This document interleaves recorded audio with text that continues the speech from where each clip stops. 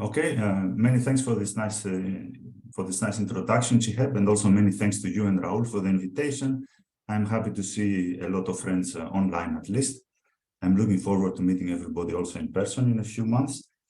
Okay, as you will see, this is joint work with two colleagues from Athens. So Manolis Georgoulis is a professor at the NTUA and also at Heliot in Edinburgh. And Kostas Maragdakis is a postdoc working in our group and funded by the Hellenic Foundation for Research and Innovation project.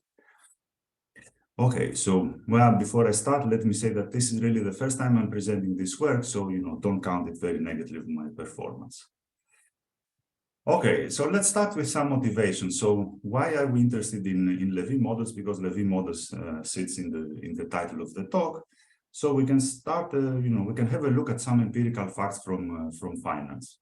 So we can motivate the use of Lévy process and in general jump processes by several ways. So we can look at, the evolution, like historical evolution of asset prices.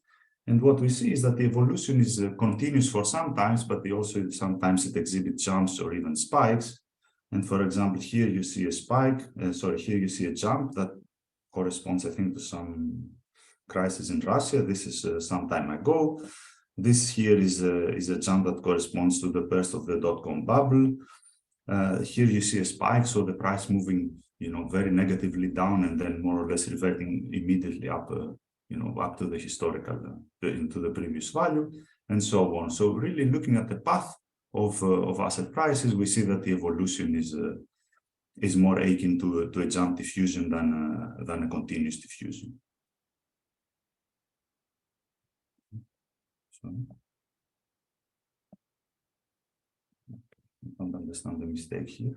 So if we look now on, if we take now the time series and we compute the empirical asset returns, so the empirical log returns, what we see is like the empirical distribution is this dotted distribution here, and then the red line is the best fit you can get from the normal distribution. So again, you see that the normal distribution is missing, for example, is missing the peaks, so the very small movements. It is typically overestimating the medium-sized movements. And then if you look at the tails, but then you would also like better statistics of what happened in the tails, then you will see that this is also not sufficiently good. Okay, we can also look at implied volatilities, and we all know, I think, that implied volatilities exhibit a smile shape.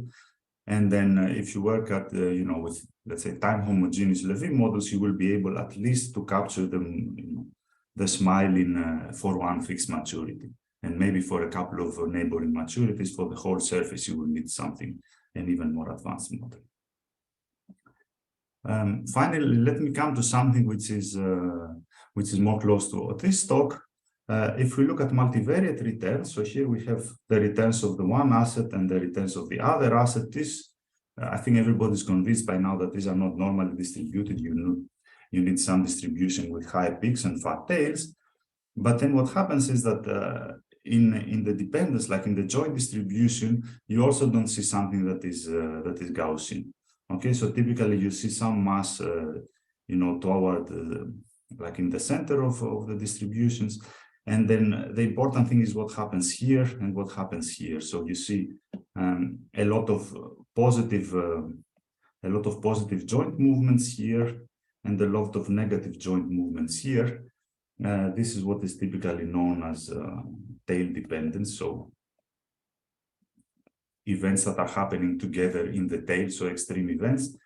And again, these are not captured not only by a normal distribution, they are not even captured by a Gaussian population. Okay, so if you want to capture this type of events, you really need a more advanced model.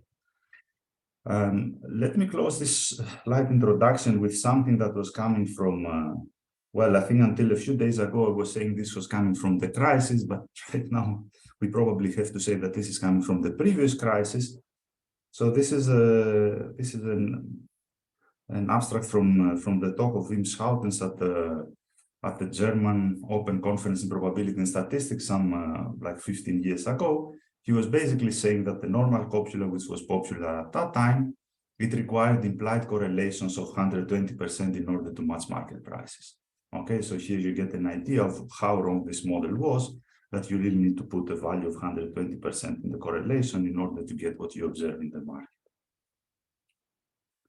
Okay, so this was my slight introduction into the topic. So why we are interested in Lévy models for pricing multi-asset derivatives. Okay, my primer on Lévy processes is just 2 slides. So I think this should be well-known stuff by now. So sample paths of Lévy processes, they have jumps. The generating distributions, they have fat tails and skew. The implied volatilities, as I said, for a fixed, at least for one fixed maturity, they can have a smile shape. And the dependent structure, it goes beyond linear correlation. So you can capture movements like the tail dependence that we saw in the previous picture. Okay, and then you can model financial assets by taking either exponential Lévy models, which is what we are going to do in this talk, or you can use them as building blocks for more advanced models. So you have this time change Lévy models, affine models, and so on. Okay, and then a general introduction to the topic of Lévy processes. So there is a very nice connection between the stochastic process itself, let's call it X here, the distribution, which we know that it is an infinitely divisible distribution, and we have a nice characterization of it. So we know that an infinitely divisible distribution has a characteristic function which has this shape here. This is the famous Lévy-Kinchin formula. And it basically tells you that, you can decompose the distribution into a part which is drift, a diffusion component, and the component which corresponds to the jumps. Okay, so Lévy processes are characterized by this triplet, and these are the coefficients that you see here. And then we have also the path decompositions, which tell you that, you can decompose the path of the Lévy process into a deterministic trend, which is given by this constant coefficient P, a diffusion component with some variance given by sigma, and a pure jump part, which is given by this term here. So you have okay, my expression is not correct. This should be here, nu x minus nu x. And in this case, the nu x is the product measure of the Lévy measure times Lebesgue. So the Lévy measure is what you have here. Okay.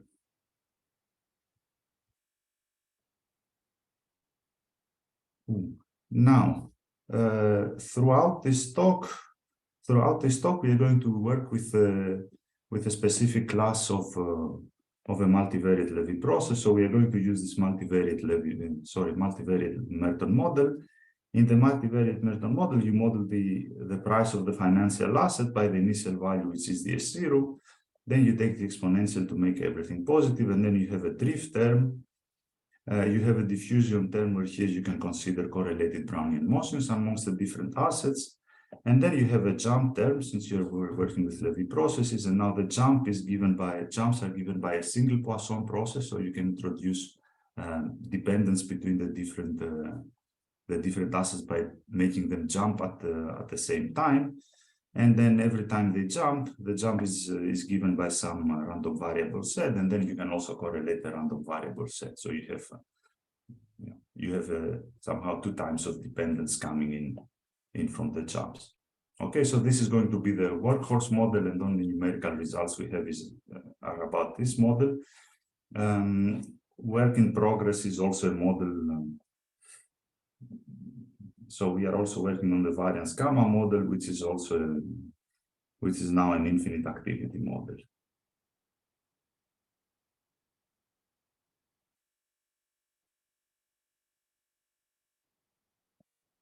Okay.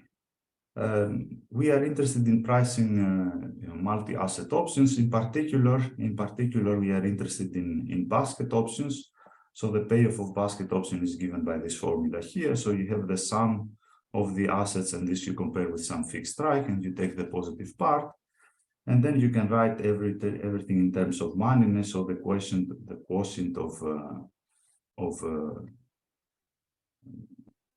of asset value relative to the strike, and then the payoff takes this form here.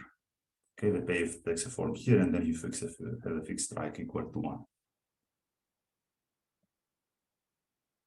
Good. Now, from the standard,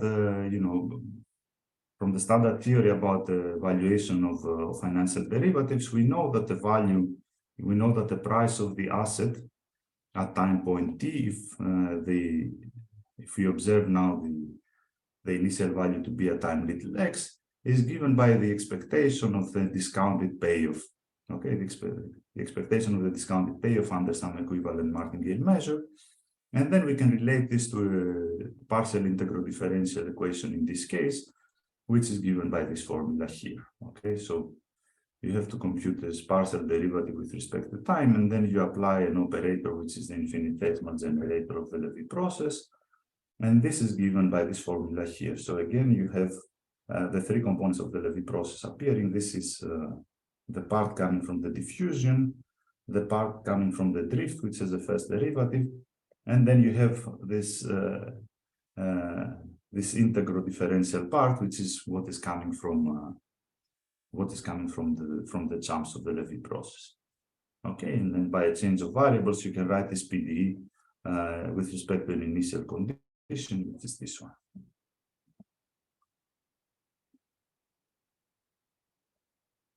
Okay, so now, from now on, we want to solve. We want to develop efficient numerical methods that work particularly in high dimensions for solving this type of equations, and hence for pricing basket options. Now let us look at the operator, because this is where basically the method is developed. Here is a typo. This should be RU. Now, if we look at the operator has these four parts. It has the part, excuse me, so in the operator now we take this part as well. Okay, this is what we mean by from now on as operator. It has four parts. It has the part that is coming from the diffusion terms. It has the part that is coming from the drift. It has this linear part that is coming from the interest rates. And then it has this integral part that we are going to denote by G. Now, we are going to rewrite the operator in the following form. So, the second derivative, so what is coming from the diffusion, we are going to rewrite in this form. What is left together with the drift is the first derivative that is coming here. We have here the linear term, and here we have the integral term. So what we are doing is we are splitting the operator now in two parts. The first part is a symmetric part. The first part is the symmetric part here, and the rest is an asymmetric part.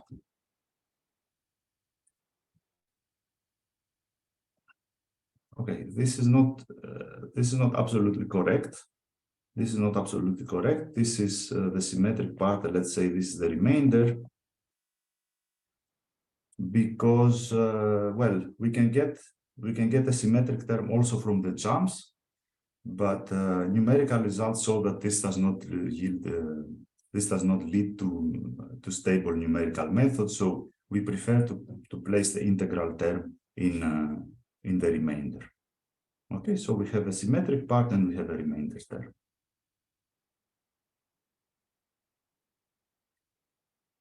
Now, okay, now we are interested in solving this PDE here. We are interested in solving the PDE here with the symmetric part and the remainder term. Here's the initial condition. Now, obviously, the most interesting part in this case is what is happening with the jumps.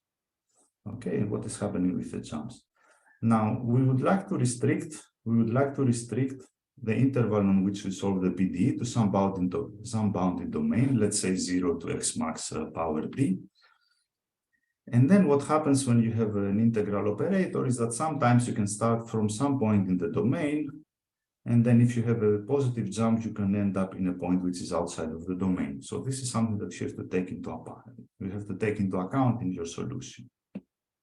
Okay, and then in the particular case of the Merton model, the jump measure is a multiple of a multivariate normal distribution. Okay, so how are we going to compute the solution now, and how are we going to approximate the values that are outside of the domain? So let us denote by calligraphic R. The rectangle where we are going to solve the PDE. Okay, so inside this domain, we are going to solve the PDE. And now the question is, what happens in case, due to the jumps, we are landing at some point which is strictly outside of the domain. And our idea is basically to use the information that we have about the asymptotic behavior of the option price. Okay, so we know that, for example, for very large asset prices, the option price is going to grow linearly in the moneyness. So this is what we are going to enforce for values outside of this bounded domain. Okay, and this is what we make. This is what we are writing here. So if you are interested in the value of the equation at some point x, which is outside of the domain, so let's say this is the x, you are going to project inside the domain. You have a value for the PDE inside the domain, and then you are going to follow this. You're going to follow this linear term in order to get to the approximate, approximately correct value, what you get from the asymptotic behavior of the option price. Okay, now the next thing we would like to do is we would like to associate this the symmetric part of the operator with some energy term, and then formulate a numerical solution based on this energy. Okay, this is what you see here. This is what you see here outlined. So for the term that we have, in our case,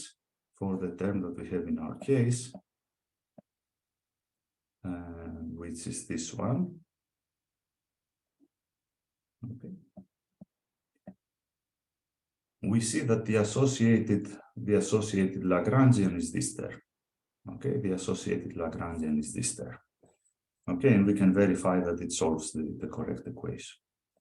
Now, okay, now let us come to our formulate our method. So this is an extension of this method by Manolis, Yorgoulis, Michalis Rouilakis, and Asterios Tsurvas, and Huang and the co-authors, which more or less at the same time they formulated a method which was using the energy, like an energy formulation, in order to write a loss function for solving the PDE, and using time stepping as well. Okay, so this is what they were calling this time deep Ritz method, and our contribution is now that, well, you don't have only a symmetric operator, so you need to do something with a non-symmetric part as well. Okay, but we are based on the work of these guys. Okay, so let us recall the problem. We are interested in solving this PDE here. This is the symmetric part, and this is the remainder term. And now the first part is we are going to do some time stepping. Okay, so we are going to do some time stepping.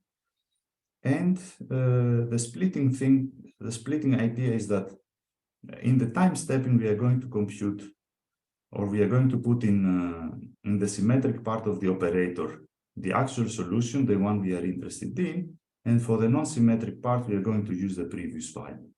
Okay, and this then we are going to iterate. So this is the equation that is coming from our time stepping scheme. The Lagrangian of this equation is taking this form here, where we have here the energy. And then we can write this as a minimization problem by taking here 1/2 of the L2 norm here, the energy from the Lagrangian, and this integral term. Okay, and then the objective is to train a neural network to learn the parameters that are minimizing this objective function.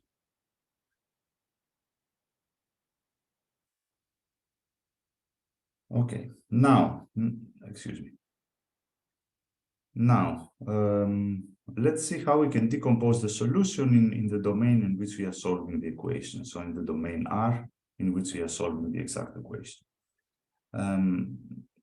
Schematically speaking, this is the option price that we want to approximate.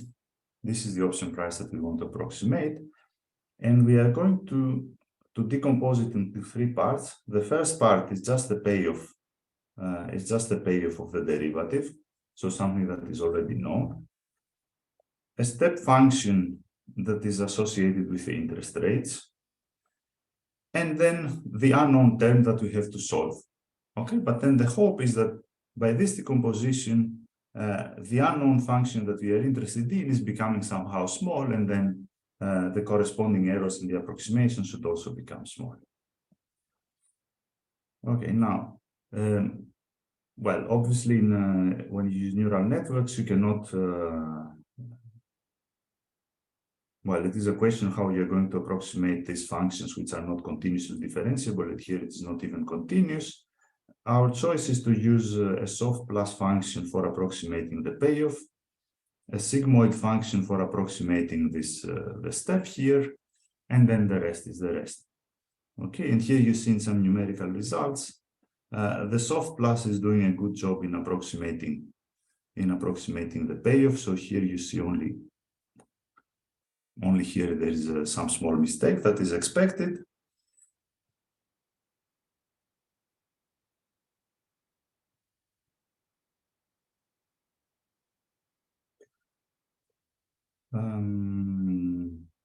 Well, the sigmoid is obviously doing a worse job in approximating this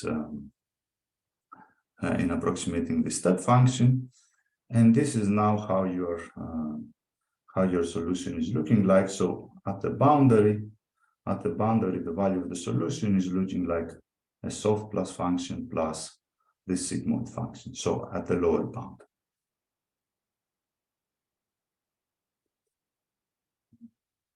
Okay, next step is what is the architecture of the network, and I think this is a topic that should be more like a more focal point in our work in the future.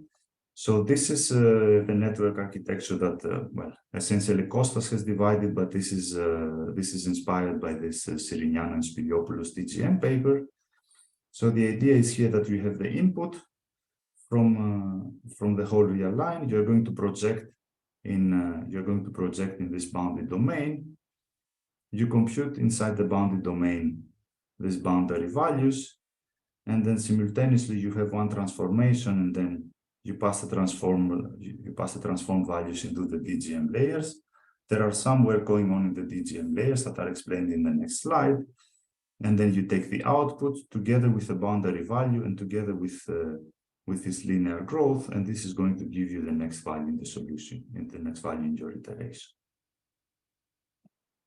Okay, and then inside the DGM layers, what is happening is, you know, it's basically the idea of Siriniano and Spiliopoulos, that you take the input, you have various linear transformations that are taking place here, and then you compose the output together with the old value, and this is producing the new value.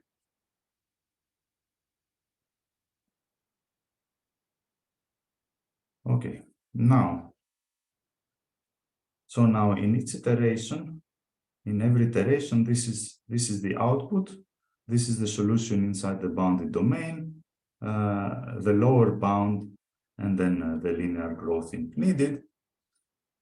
And then the question is now obviously how are you going to compute in each iteration this the terms inside the loss function. We are going to do it by Monte Carlo computations. Well, Monte Carlo computations plus numerical integration. So Monte Carlo is taking place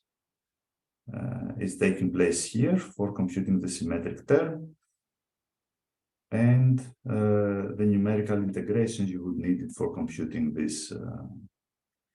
Well, the integral operator in the remainder term.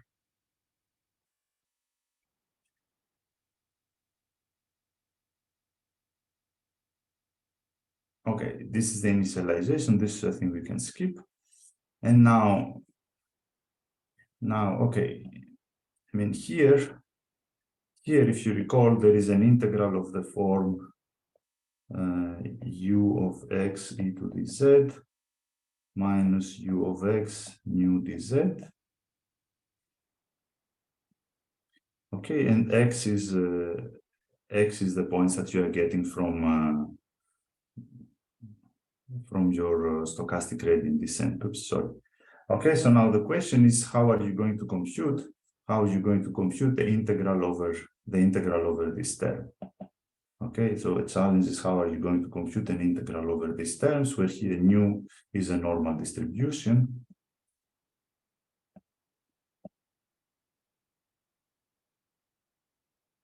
Okay, and here the idea is to do a Gauss-Hermite quadrature,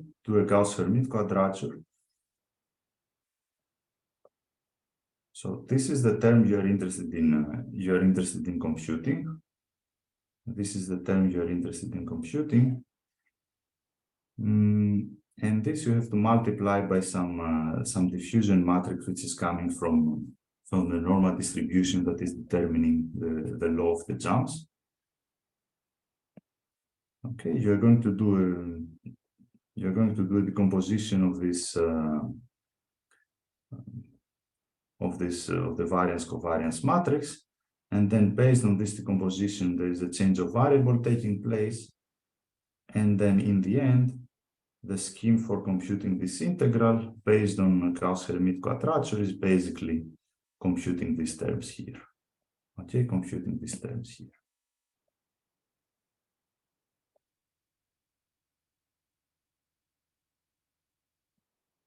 Okay, and in a picture, this is,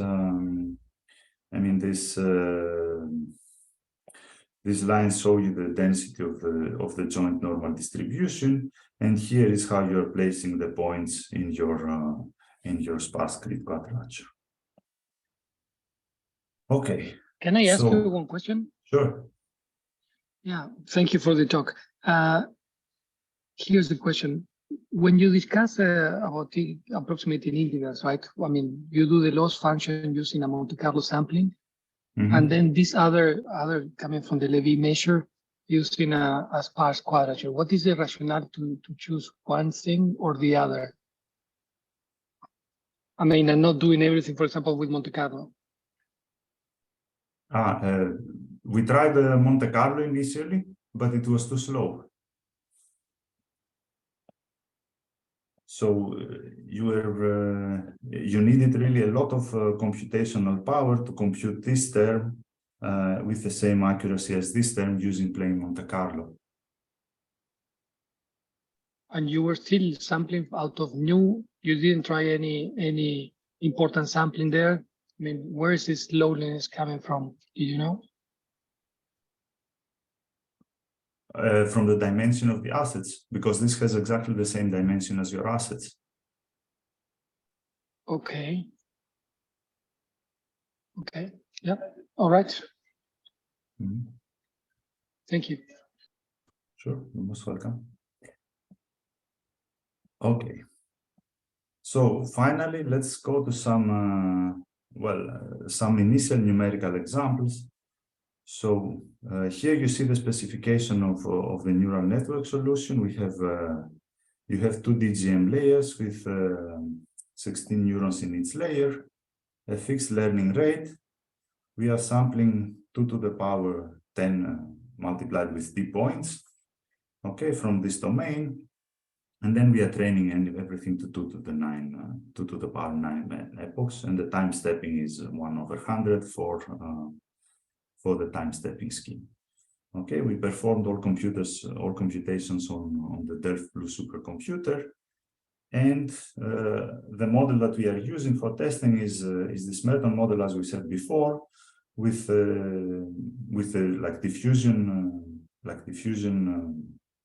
diffusion volatility of 0.5, and then jump volatility again of 0.5. Okay, so you have a relatively high volatility for the diffusion part and a relatively high variance for the jumps. What is the dimension of the step? The state? I thought I missed it. I didn't say it yet. The dimension of the state is D. Yes. And this is going to vary. Okay, so here you have examples for 5 assets for different maturities, but maturity does not make a huge difference, as you can see. So on the left-hand side, on the left-hand picture, you see that well, the price that we are getting from the Monte Carlo, like from a, let's say, ground truth Monte Carlo computation is almost the same as that we get from our method. Now, if you look a bit more carefully, so if you subtract the value from the payoff and then you look at the differences like that, you see that close to the moneyness, we are very good, and outside of the moneyness, our solution is we are starting to lose something. Okay, and the same happens if you look at the 10 asset case. Question, Antonis. Sure. So when you compare to Monte Carlo there, because also Monte Carlo suffers in the moneyness if you are out of the money. So like you make sure that, I mean, that thing is accurate, so you don't have any issues with that, or? Yeah, that's a very good question, right? We use the full power of the supercomputer in order to get some very good values from the Monte Carlo sampling. We can never be sure that this is really the truth.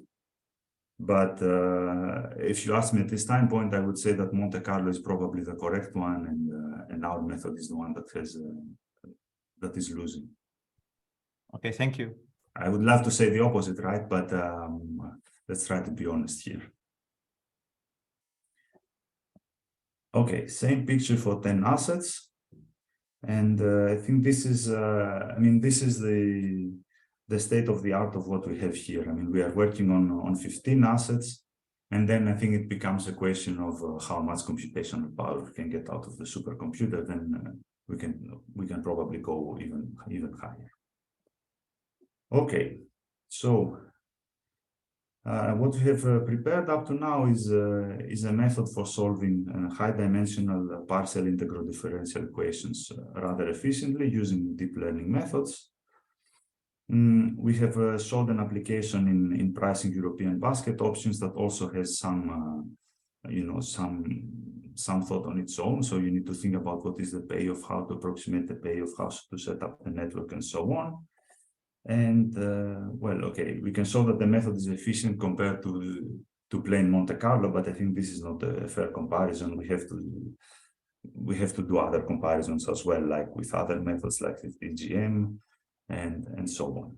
And I think also, discussing with our group here about comparisons is also something that we should do in the near future.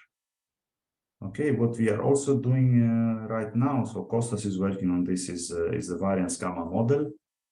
So the variance gamma model would be a bit different in the sense that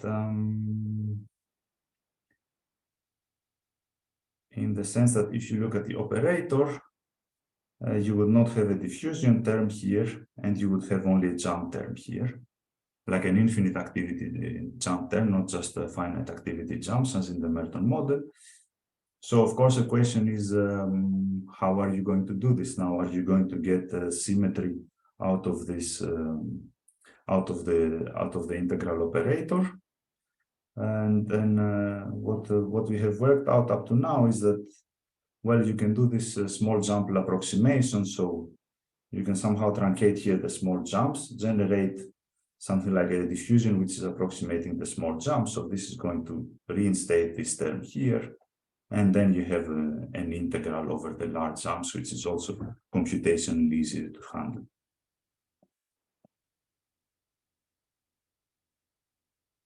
Okay, so still some things to do in the future, but let's say that so Kostas is going to be at the workshop in KAUST in 2 months' time. So hopefully there he can present the complete solution, like the complete work. Okay, that's it from my side. Thank you very much for your attention.